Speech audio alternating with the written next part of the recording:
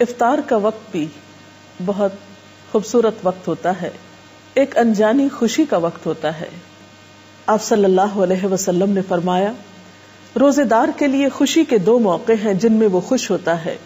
جب وہ روزہ افطار کرتا ہے تو اپنا روزہ کھولنے سے خوش ہوتا ہے، اور جب وہ اپنے رب سے ملاقات کرے گا تو اپنے روزے سے خوش ہوگا، یعنی اس کا اجر و ثواب سامنے پا کر. غروب آفتاب روزہ افطار کرنے کی شرط ہے، اس سے پہلے روزہ افطار نہیں کیا جا سکتا. یہ بھی یاد رہے کہ روزہ افطار کرنے میں جلدی کرنا مسنون ہے، گویا سورج کے غروب ہونے کے فوراً بعد روزہ کھول لینا چاہیے. حضرت انس رضی اللہ تعالی عنہ فرماتے ہیں کہ آپ صلی اللہ علیہ وسلم افطار کیے بغیر مغرب کی نماز نہیں پڑھتے تھے، چاہے 1 گھونٹ پانی سے افطار کرتے. گویا اس سے یہ بھی پتہ چلتا ہے کہ افطار کا وقت مغرب کی نماز سے پہلے کا ہے، یعنی نماز نہیں پڑھنی چاہیے جب تک کہ افطاری نہ کر لی جائے. حضرت سہل بن سعد سے روایت ہے کہ رسول اللہ صلی اللہ علیہ وسلم نے فرمایا، لوگ برابر بھلائی پر رہیں گے جب تک کہ روزہ کھولنے میں جلدی کریں گے. جیسا کہ سحری کے بارے میں گفتگو کرتے ہوئے آپ کو بتایا گیا تھا کہ بہت جلدی سحری کرنے کی بنسبت تاخیر سے سحری کرنا لیکن وقت کے اندر زیادہ افضل ہے. اسی طرح افطار میں بھی بہت تاخیر نہیں کرنی چاہیے کہ مثلاً رات کا جب بہت اندھیرا ہو جائے، عشاء کی نماز کا وقت ہو جائے تو ایک شخص سمجھے کہ اب افطار کرنا زیادہ ثواب کا باعث ہے کیونکہ میں نے سب لوگوں سے 1-1.5 گھنٹہ زیادہ لمبا روزہ رکھا ہے اور دیر سے کھایا پیا ہے، تو ایسا کرنا کچھ ثواب کا باعث نہ ہوگا بلکہ الٹا سنت رسول صلی اللہ علیہ وسلم کی مخالفت ہوگی. تو آپ نے فرمایا کہ لوگ بھلائی پر رہیں گے جب تک کہ افطار میں جلدی کریں گے، گویا اعتدال میں رہیں گے. تو اس سے یہ پتہ چلتا ہے کہ ہمارا دین ہمیں ہر معاملے میں اعتدال کا سبق دیتا ہے. انتہا پسندی ہمارے دین کا حصہ نہیں ہے. ایک اور حدیث کے مطابق وہ لوگ اللہ کے محبوب بندے ہوتے ہیں جو افطار کرنے میں جلدی کرتے ہیں، کہ اللہ تعالیٰ فرماتے ہیں، مجھے میرے بندوں میں سب سے زیادہ محبوب وہ ہیں جو ان میں سے افطار میں جلدی کرنے والے ہیں. گویا اللہ تعالیٰ کی اطاعت کرنے میں دیر نہ کرنا، جب حکم آ جائے تو پھر پس و پیش نہ کرنا اللہ تعالیٰ کو پسند ہے. پھر اسی طرح ہم دیکھتے ہیں حضرت انس رضی اللہ تعالیٰ عنہ سے روایت ہے، اور آپ جانتے ہیں کہ حضرت انس رضی اللہ تعالیٰ عنہ حضور اکرم صلی اللہ علیہ وسلم کی خدمت میں 10 سال تک رہے. وہ کہتے ہیں کہ آپ صلی اللہ علیہ وسلم نماز مغرب سے پہلے تازہ کھجوروں سے روزہ افطار فرماتے. اگر تازہ کھجوریں نہ ہوتی تو خشک کھجوروں سے افطار فرماتے، اگر خشک کھجوریں نہ ہوتی تو چند گھونٹ پانی سے ہی افطار فرما لیتے. تو اس سے پتہ چلتا ہے کہ دوسری چیزوں کی نسبت کھجور سے روزہ افطار کرنا آپ کو زیادہ پسند تھا. گویا آپ کی سنت اور آپ کی پسندیدہ چیز کھجور سے روزہ افطار کرنا ہے، اور کھجوروں میں بھی تازہ کھجور. لیکن ضروری نہیں کہ ہر شخص کے پاس کھجوریں ہوں، اور یہ بھی ضروری نہیں کہ تازہ کھجوریں ہوں. تو اگر میسر ہو، ممکن ہو تو ایسا کرنا زیادہ بہتر ہے، اور اگر یہ چیز میسر نہ ہو تو اس کے بعد پانی پینا زیادہ بہتر ہے، کیونکہ پانی پاک کرنے والی چیز ہے. افطاری کے سلسلے میں ایک اور بات کا ہم سب کو خیال رکھنا چاہیے کہ یہ وقت بھی دعاؤں کی قبولیت کا وقت ہے. جیسا سحری کے سلسلے میں آپ کو بتایا گیا تھا کہ وہ وقت ذکر الہی کا وقت ہے، دعاؤں کی قبولیت کا وقت ہے، اسی طرح افطار کا وقت بھی دعاؤں کی قبولیت کا وقت ہے. اور عام طور پر دیکھا گیا ہے کہ افطاری کی تیاری میں اتنا وقت لگ جاتا ہے کہ دعا کرنا بھی بھول جاتے ہیں، اور آخری وقت تک کچھ نہ کچھ پکایا جاتا رہتا ہے یا لگایا جاتا ہے، اور اسی میں سارا وقت گزر جاتا ہے. اس سلسلے میں بات یہ کہ ایک تو اوور ایٹنگ روزے کے سارے مقصد کو ختم کر دیتی ہے. پھر بعض اوقات طبیعت میں اتنی گرانی ہوتی ہے کہ اس کے بعد نماز جو ہے وہ ایک بہت بوجھل اور مشکل کام محسوس ہوتا ہے. پھر اسی طرح اسراف بھی ہوتا ہے. تو اس میں بھی اعتدال کی ضرورت ہے. انسان افطاری کی تیاری میں اگر جلدی کرے اور آخری وقت یعنی روزہ افطار کرنے سے پہلے کے کچھ لمحات جو ہیں وہ تمام کاموں کو چھوڑ کر خصوصی طور پر دعائیں کرنے میں گزارے تو یہ ایک بہت بہترین عمل ہوگا. ہم میں سے ہر شخص محتاج ہے، ہر شخص کسی نہ کسی مشکل کا شکار ہے.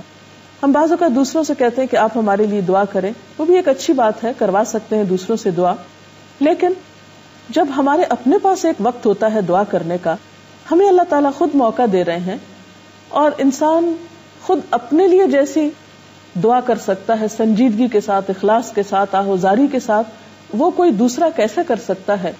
اور پھر جب اللہ تعالیٰ ہمیں ایسے مواقع دے رہے ہیں کہ جب وہ خود بتاتے ہیں کہ یہ قبولیت کا وقت ہے، مانگو مجھ سے، ان مواقع کو بھی ہم ادھر ادھر کی چیزوں میں گنوا دیتے ہیں، تو یہ ہمارے لیے باعث حسرت ہو سکتا ہے. اس لیے ان اوقات کو آپ بہترین طریقے سے استعمال کریں. مثلاً آپ کیا کریں کہ اگر آپ کسی کے ہاں افطار کر رہے ہیں یا اپنے گھر میں افطار کر رہے ہیں تو افطاری سے پہلے جو بھی میسر ہو وہ قریب رکھ لیا جائے، اور پھر یکسو ہو کر اللہ تعالیٰ سے مناجات کی جائے، ذکر کیا جائے، دعا کی جائے، اور پھر جب وقت آ جائے تو اس وقت افطار کر لی جائے، اور پھر نماز مغرب میں جلدی کی جائے.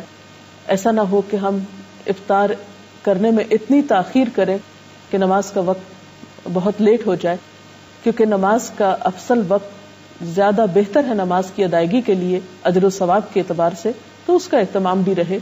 اور پھر بعد میں اگر کھانا کھا رہے ہیں تو اتنا زیادہ پیٹ بھر کے کھانا نہ کھائیں کہ عشاء کی نماز اور تراویح میں مشکل ہو.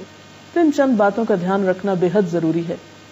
اس سلسلے میں ہم دیکھتے ہیں کہ آپ صلی اللہ علیہ وسلم نے فرمایا کہ 3 آدمیوں کی دعا رد نہیں کی جاتی: باپ کی دعا، روزہ دار کی دعا اور مسافر کی دعا. تو گیا انسان ان تینوں حالتوں سے فائدہ اٹھا سکتا ہے. والدین کو اپنے بچوں کے لیے خصوصی دعائیں کرنی چاہیے. اسی طرح روزہ دار افطار کے وقت خاص طور پر دعا کرے، دن میں بھی دعا کر سکتا ہے لیکن خصوصاً افطار کے وقت. اور اسی طرح مسافر بھی عام دنوں کی نسبت سفر کی حالت میں اللہ تعالیٰ کے زیادہ قریب ہوتا ہے، اس لیے اس کو اس موقع سے بھی فائدہ اٹھانا چاہیے. افطاری کے لیے آپ صلی اللہ علیہ وسلم نے خود بھی دعا سکھائی ہے. عن ابن عمر قال كان النبي صلی اللہ علیہ وسلم اذا افطر قال ذهب الظمأ وابتلت العروق وثبت الاجر ان شاء اللہ، جس کا ترجمہ ہے پیاس ختم ہو گئی، رگیں تر ہو گئیں اور روزے کا ثواب پکا ہو گیا انشاء اللہ. اسی طرح افطار کی کچھ اور دعائیں بھی آپ نے سکھائیں. حضرت معاذ بن زہرہ سے روایت ہے کہ نبی صلی اللہ علیہ وسلم جب روزہ افطار کرتے تو فرماتے: اللہم لک صمت وعلی رزقک افطرت.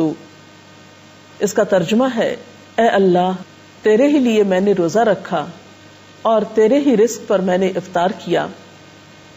جیسا کہ آپ جانتے ہیں کہ افطار کرنا اور افطار میں جلدی کرنا بابرکت ہے، اسی طرح افطاری کے وقت بھی دوسروں کی غمگساری اور دوسروں کی دلجوئی اور دوسروں کے حقوق کا لحاظ رکھنا بہت ضروری ہے. اسی لیے ہم دیکھتے ہیں کہ نبی اکرم صلی اللہ علیہ وسلم نے روزے دار کے روزے کو افطار کرانے کی بھی ترغیب دلائی ہے. حدیث میں آتا ہے کہ جس نے روزہ دار کو روزہ افطار کرایا اسے بھی اتنا ہی اجر ملے گا جتنا اجر روزہ دار کے لیے ہوگا، اور روزہ دار کے اجر سے کوئی چیز کم نہ کی جائے گی. تو اس سے پتہ چلتا ہے کہ اگر ایک انسان دوسروں کے روزے افطار کرانے کا اہتمام کرتا ہے تو وہ ایک بہت بڑے اجر کو سمیٹتا ہے. اور اس میں بھی پھر بات یہ ہے کہ کس چیز سے کسی کا روزہ افطار کرایا جائے. کیا اس کے لیے ضروری ہے کہ ایک بہت بڑی افطار پارٹی کا ہی اہتمام کیا جائے، یا ایک دیگ ہی پکائی جائے، یا کوئی خاص قسم کا اہتمام ہو؟ نہیں، یہ ثواب ہر وہ شخص پا سکتا ہے کہ جو لسی کا ایک گھونٹ یا ایک کھجور یا پانی کا ایک گھونٹ پلا کر ہی کسی کا روزہ افطار کراتا ہے، اس کو بھی یہ سارا اجر و ثواب حاصل ہوتا ہے. اب آپ دیکھیے کہ روزہ افطار کرانے والے نے تو یہ اجر پا لیا، لیکن جو شخص روزہ افطار کر رہا ہے اسے جواب میں کیا رویہ اختیار کرنا چاہیے؟ اسے بھی ایک ادب اور اخلاق سکھایا گیا کہ وہ افطار کرانے والے کے لیے دعا کرے، اور وہ دعا بھی آپ صلی اللہ علیہ وسلم نے خود سکھا دی.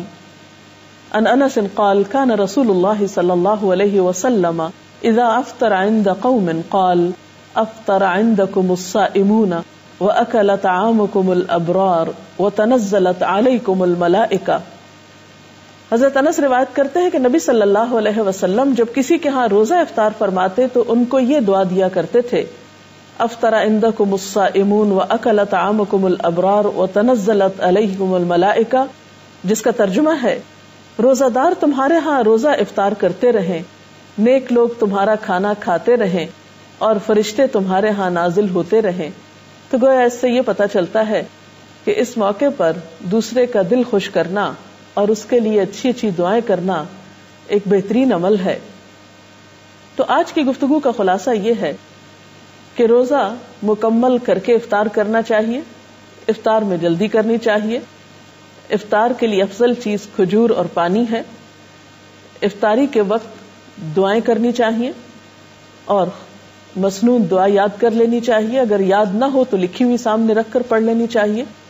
اسی طرح دوسروں کا روزہ افطار کرانے کا بھی اہتمام کرنا چاہیے، لیکن اس معاملے میں بھی اعتدال کی ضرورت ہے. ایسا نہ ہو کہ اس اہتمام میں پڑھ کر انسان اپنی مغرب کی نماز بھی کھو دے یا تراویح کے لیے ہمت ہار بیٹھے. ہمارا دین اعتدال کا دین ہے. اس میں ایک طرف اللہ کے حقوق ہیں اور دوسری طرف بندوں کے ہیں، اور دونوں ہی اپنی جگہ بہت اہم ہیں.